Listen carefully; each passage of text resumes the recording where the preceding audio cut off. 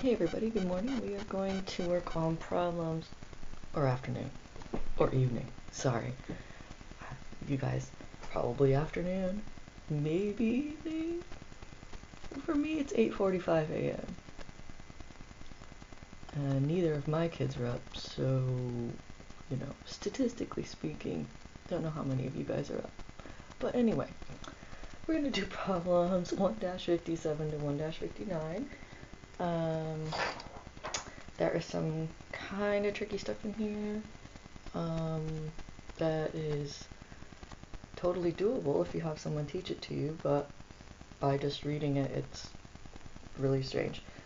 Okay, so starting with 157, do college athletes earn more? A 2005 study at the State University of New York looked at college athletes' earnings 6 years after graduation to determine if college athletes tended to earn more in their full-time jobs than non-athletes. The data is below. Okay. A, how many athletes were interviewed? How many non-athletes? Okay, so for our convenience, I printed out the lesson here, and I want to work on this table. So total here is 100, total here is 100. Don't want you to waste your time on that. Those add up to 100 each, and you can't see them because the document camera, again, is killing me. Maybe it doesn't want to be up at 8:45 a.m. Okay, so 100 non-athletes.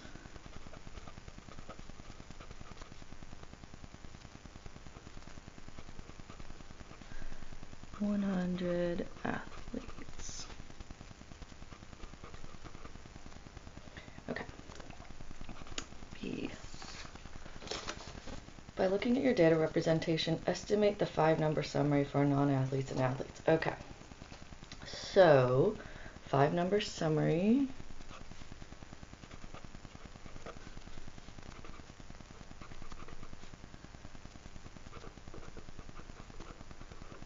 That's an age.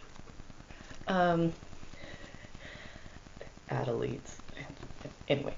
Okay, so 5-number summary is min, Q1, median, Q3, and max.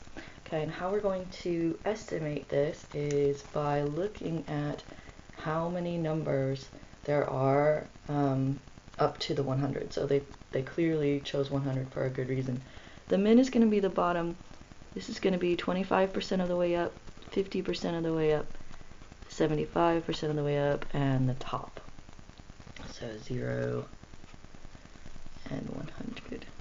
So we're going to figure out, estimate, and we have to estimate here because we don't know the actual salaries of the graduates, but we can just give it a go. Okay, so taking a look at this, if there's 100, so the minimum, I don't know what it is. It's somewhere between 0 and 27. They could clearly all have $27,000, all of these 11 people. I'm just going to guess that there's probably one of them that's not employed, so we're going to say 0 for our minimum. Quartile 1 will be 25% of the way up, so 11 plus 9 is 20, and so that will give me 5 left over of this 28, which would mean 23. So I kind of have to guess what would be, 5 salaries up if there were 28 between here and here. I don't know.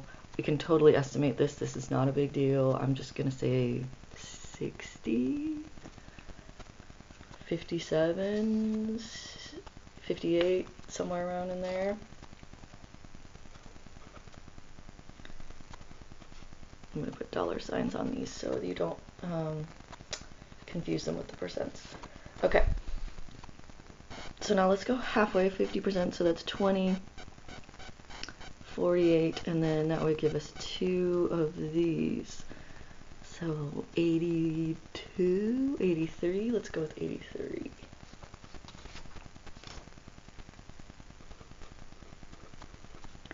Okay, 75% of the way up.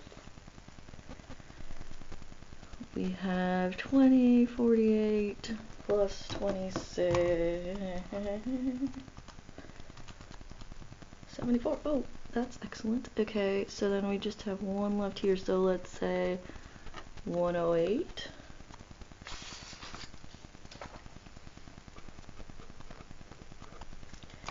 And then the maximum, again, it could be anywhere in between here because the these have even widths. They're all $27,000 apart, so this is not clearly the top, but let's just use it as the top. Someone might make $243,000, and we are just estimating, and that is okay. Okay, so just to clarify, what I did was I took the minimum for the min. I counted 25 numbers up to kind of estimate where the 25th percentile would be. I counted 50 numbers up to kind of estimate where the 50th percentile would be. Actually, it's here. 75th percentile is here, and then all the way up for the maximum. Okay, so let's repeat that for the athletes. Let's go with 0 again for their min.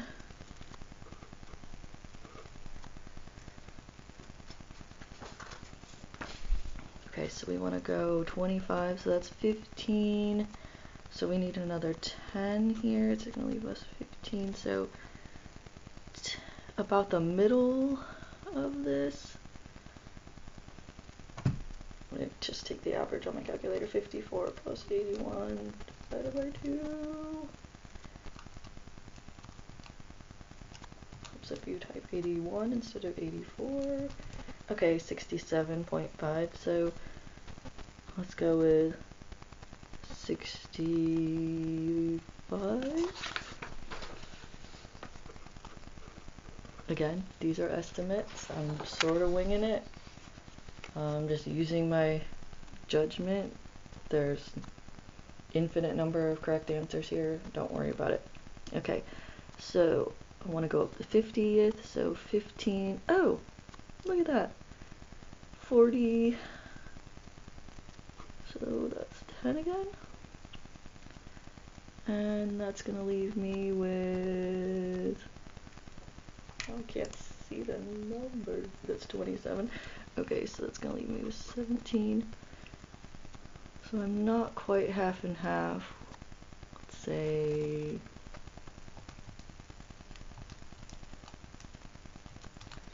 the middle would be 94.5, so 89.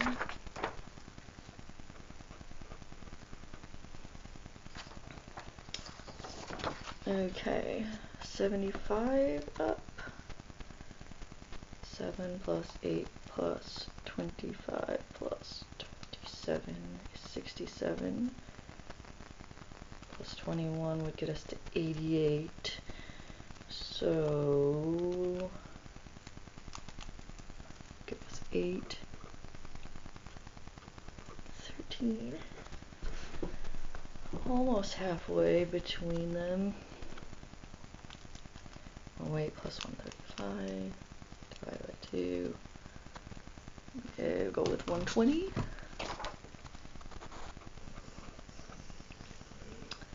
And let me make sure you can see this because I have it super zoomed in. No, you can't. Okay, and then the max, again, let's go with 243. It's our best guess. Okay. If you're finding that process to be pretty terrible, it is. It's not something you're going to have to do very often, though. Okay. C. The U.S. median household income was around $54,000 at the time of the survey. What percentage of non-athletes and athletes made less than the median household income? Okay, so this is where we're actually getting into percentiles. Percentiles, like the 5-number summary, are the amount less than. So percentile equals numbers less than your value divided by total numbers. Okay, in this particular case, we're going to do the non-athletes here and the athletes here again. We want to know the percentile for 54,000. So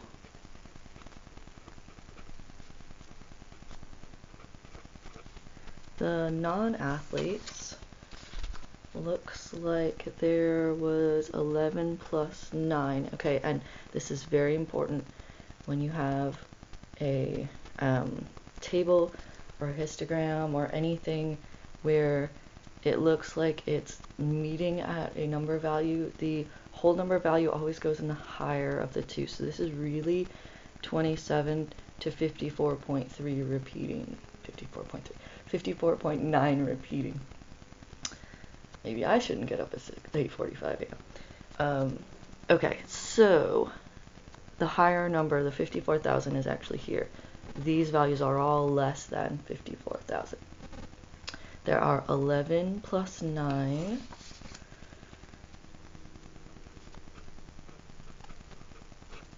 Over the total of 100.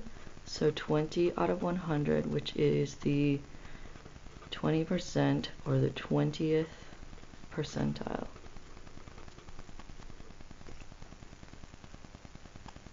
Okay, so when you guys get like your SAT scores back or whatever and they give you the percentile, just means, you know, how many were less than you out of the total. Sometimes a higher percentile is better, sometimes a lower percentile is better. It just depends on the context. For tests, it's clearly higher. For golf scores, lower. Okay, 54,000 for the athletes. So that's these two. 15, 7 plus 8 is 15.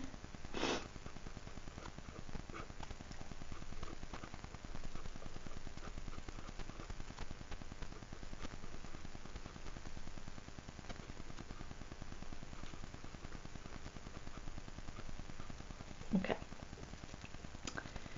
G. Someone is considered wealthy if they make over $216,000 per year. What percentage of non-athletes made less than $216,000? What percentage of athletes made less than $216,000? Okay.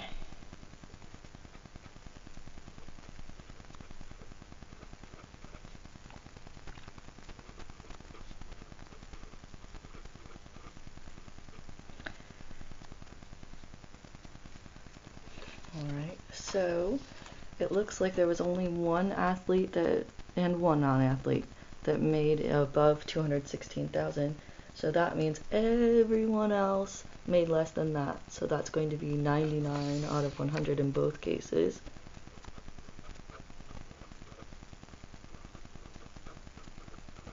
So 99%, 99th percentile.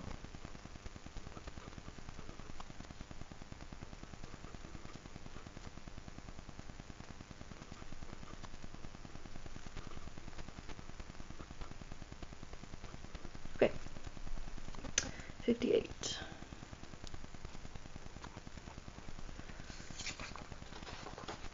Corey Jameson. Oh no, this is such a paragraph. CPN. Okay.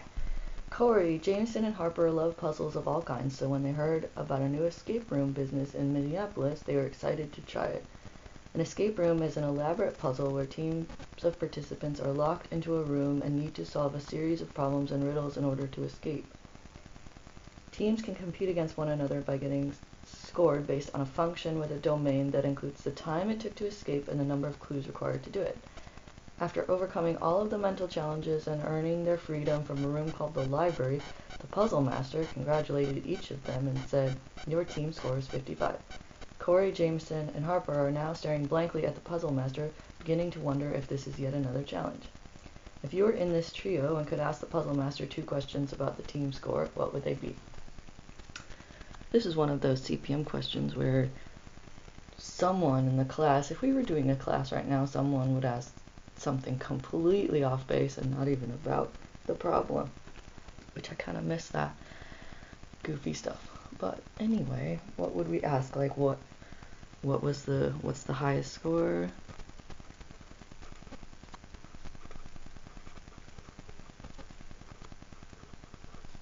Median or mean score?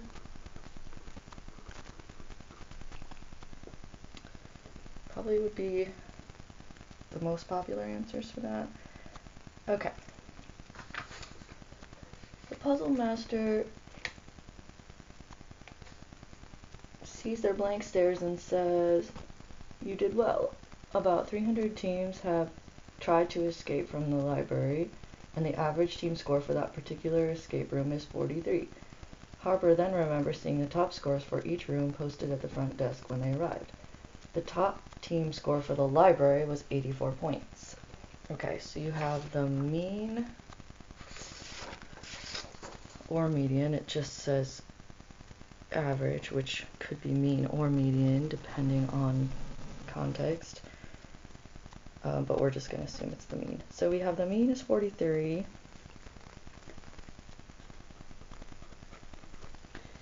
And the top score, the max, is 84. Corey then asked, "Did we get the second highest score ever? Is that possible? Explain your thinking to Corey." Okay, so our team got a 55. The max was an 84, and the mean was a 43. Yes, absolutely, it's completely possible, but highly unlikely that the next highest score would be much closer to the mean than it would be to the max. So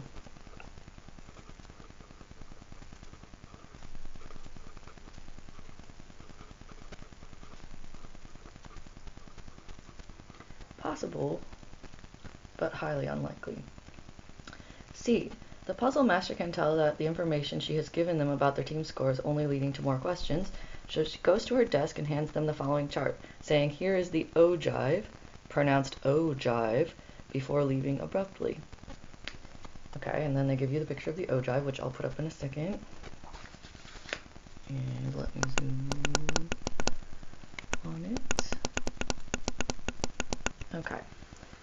After some thought, Corey reasons that the ogive is a graph of a function that uses scores and converts them to percentile rankings. Of course, it's flipped it. Okay. Use Corey's idea and the ogive to read the approximate percentile corresponding to their team score of 55. Okay. I like to use highlighter for ogives, personally. So what I'm going to do is go to our team's score of 55. I'm going to trace that value up to the ogive, and I am going to take that value over to the y-axis to determine the percentile. It looks like my little dot is a little bit above the 80, so I'm going to say 82 for that. Some of you might have said 81.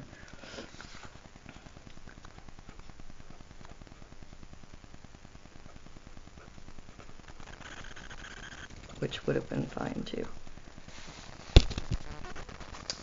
Okay. D. If there were about 300 teams scored for this escape room, about how many did they outscore? About how many teams did better? Okay.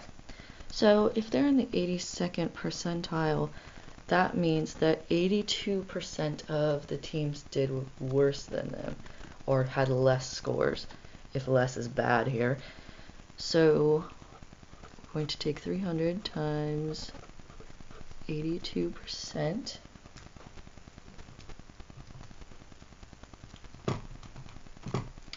And we get 246 teams. and then I'm going to take 300 minus 2.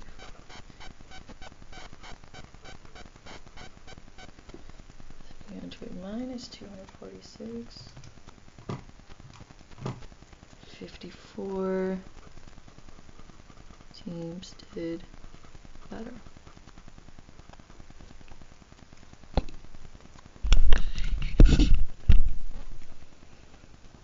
E. Jameson notices that the chart can be read backwards as an inverse function that inputs percentiles and outputs team scores. Use Jameson's observation and the ogive to approximate the team score corresponding to the 10th percentile. Okay, I'm going to use a different color.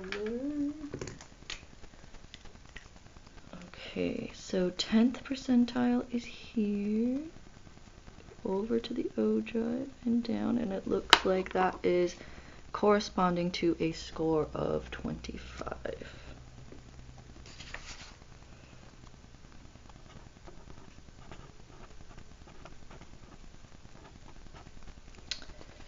F. Use the ogive to estimate a 5-number summary for all of the scores. Okay.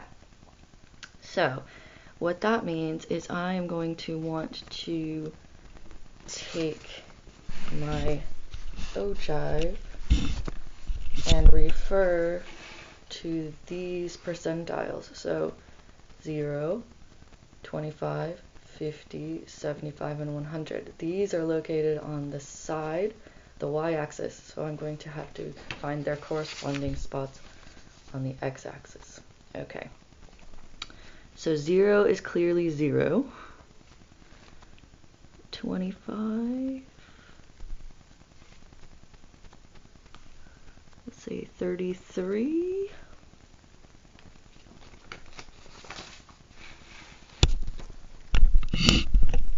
All the tech fun here. 0, 33. Okay, so 50.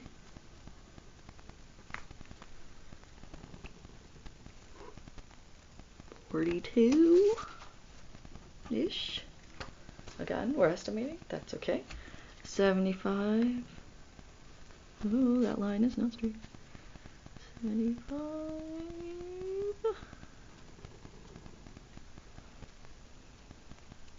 The middle again. 52. And then 100 is the max here, which is 85. I know it looks so easy, but typically these few problems have been really hard for my students to do over the summer by themselves. So hopefully I made it easier for you. Okay, 59, last one. Revisit the data from problem 57, this time focusing on just the athlete column. Without using a calculator, sketch a histogram of the income data for athletes. Scale the x-axis from 0 to 243 and use a bin width of $27,000. Okay. Feel free to fast forward this part. Watching me make a histogram is not going to be exciting, but I will try to go fast. Okay, we want to focus on the athlete column. It looks like our highest number is 27, so I'm going to go by 5s.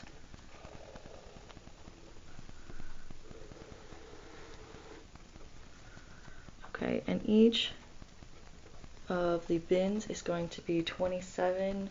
So I'm going to start with 0 here, 27, and then each of these is going to be, I can copy this off of the table, 81, 108, 135, 162, 189,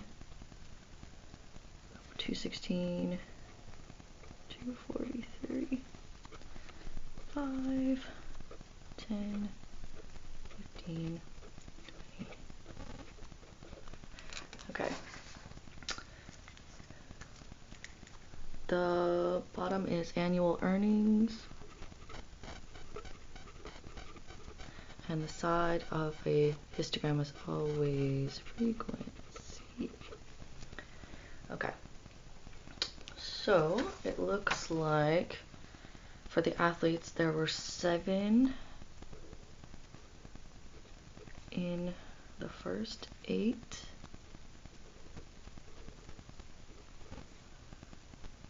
25.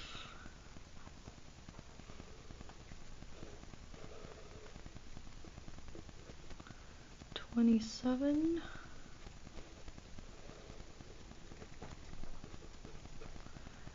21. 6. 4. 1. And 1. Okay. That wasn't too bad. B.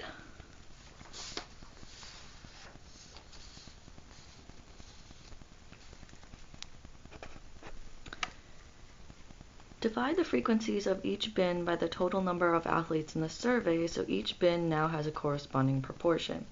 These proportions are called relative frequencies. Make a relative frequency histogram by scaling the height of the histogram bars with the relative frequencies. Compare it to the histogram you made in part A. What do you notice? Okay, that does not, I should not put that over here. That's going to go below. Okay. So, we have earnings,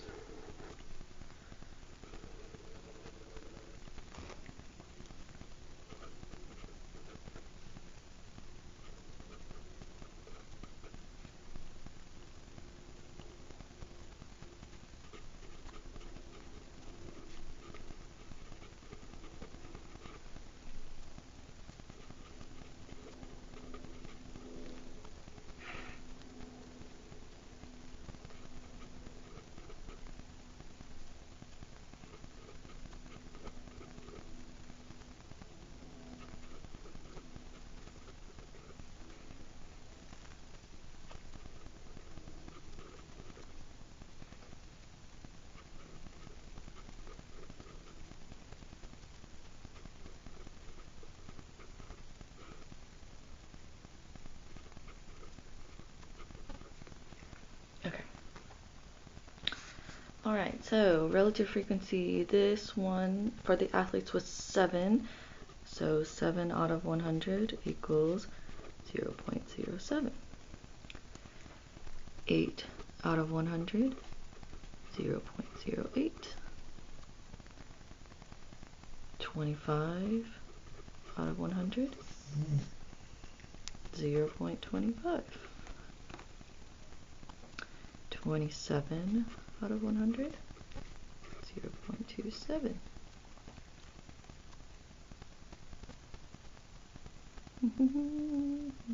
21,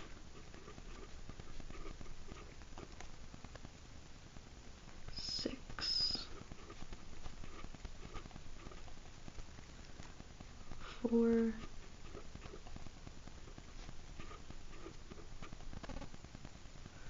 1,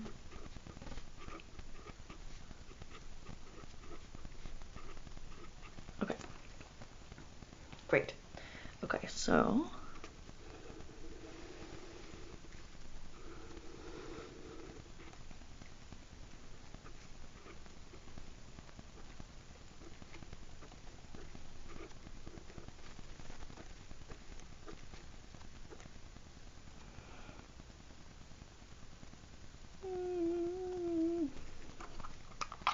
nope.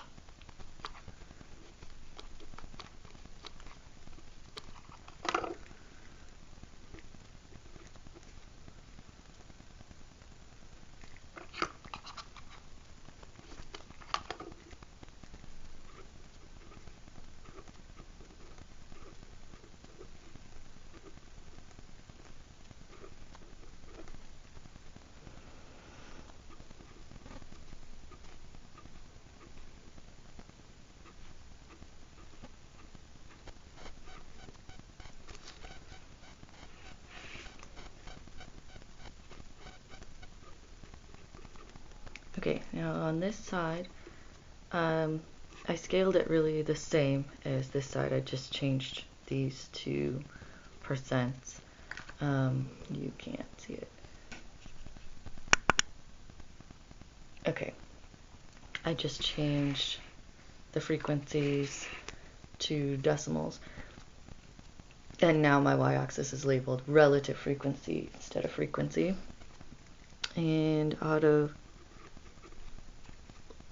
saving of time, I'm just going to leave that. This is still earnings. Okay, and what you'll notice after all of that is that your histogram is going to look exactly the same. So 0.07, 0.08, 0.25, 0.27. You should be getting exactly the same histogram. 0.21,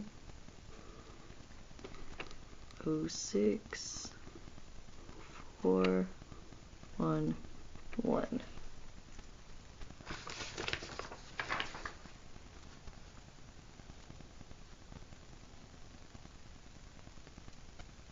Okay. Now, for C, this is the part where people get stuck. Using the same X scale for yearly earnings, use the relative frequencies to make an ogive of the income of the athletes. Keep in mind that an ogive is also known as a cumulative relative frequency chart.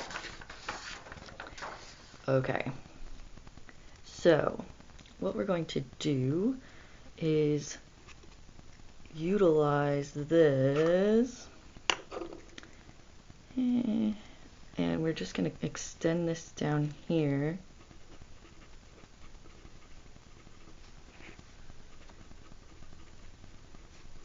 And then once you see the pattern, you will be totally fine. I am going to just start with the 0 to 27 over here. For the earnings, we don't need to write them all out. Okay, so cumulative relative frequency means count everything before it. So in the 0 to 27 range, there's nothing before this number, so the cumulative relative frequency is still this. You guys are really going to get the hang of this in about 2 seconds. Okay, and then for 27 to 54, the cumulative relative frequency is the 0.08, but also includes the 0.07. So let's just show our work for one of them.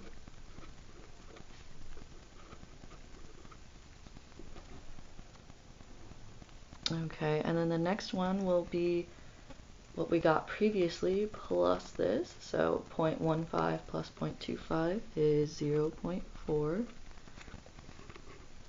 Okay, the next one will be adding this on, so 0.67. The next one will be adding this on, which will be 0.88.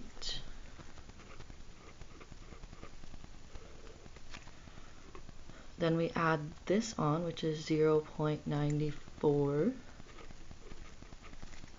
Then we add this on, which is 0.98. And then we add this on, which is 0.99. And then 1, which makes sense. Okay, so to make our ogive,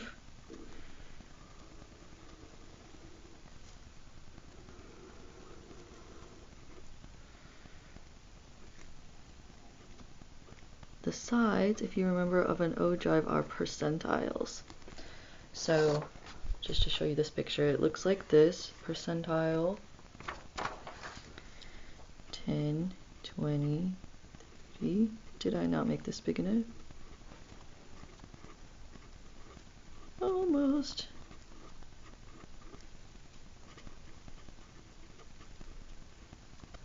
Okay, and then down here we want to do the same earnings that we did before. Okay. And to make my ogive, what I'm going to do is I'm going to plot these as dots. So at 0, I'm going to plot 0.07. 0.07 is 7%, so I'm going to make a dot at the 7th percentile. Okay, this is the 15th percentile, 40th percentile, 67th, 88th, 94, 98, 99, 100.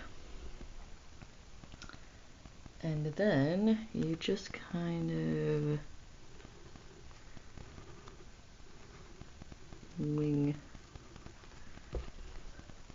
the curve itself. One really important thing that I want to note, and this is kind of a thing about the College Board I've learned in the past few years, is that they really like problems with incomes. Incomes are typically extremely right skewed, which means that a lot of people are going to make less money, and then there's only a few people that are going to make a lot of money. This will come back through the year as kind of a theme with incomes in general. You're going to have a vast majority of the people making less and just a few making a lot more. You can see this skew in the ogive because this has got this steepness. The steepness means there's a lot here, and then when it's flat, it means there's not that much there. So you can tell this is kind of the tail. Anyway, okay, last thing. I know you guys are so done. Using the ogive, estimate the percentile ranking of an athlete who made $100,000 per year. What income corresponds to the 10th and 90th percentiles? Okay, so for me to do that, I'm going to have to finish my scale a little. So this is 81, 108, 135, 162, 189, 216, 243. Okay.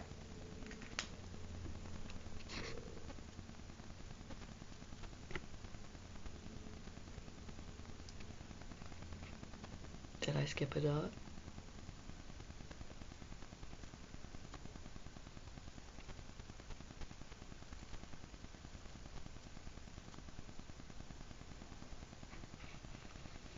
I don't know. Okay. Anyway. Alright, so $100,000 is going to be right here-ish. So I'm going to follow that up here and over 88th percentile-ish.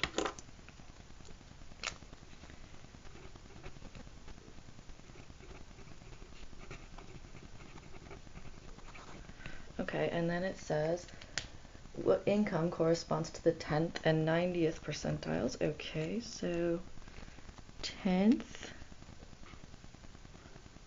would be here, which looks like it's right in between 0 and 27, which we'll say is about 14,000. Because that would be, yeah. And then the 90th percentile would be here.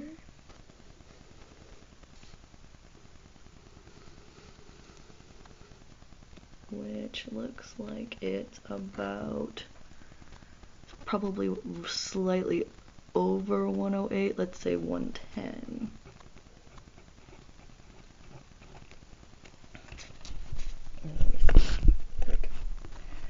Okay, that was a really long video, and I'm really sorry about that. And I hope you paused a bunch of times and got snacks and candy and hot chocolate and all the things that help you get through these.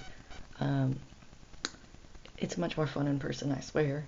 I'll talk to you guys soon. Bye.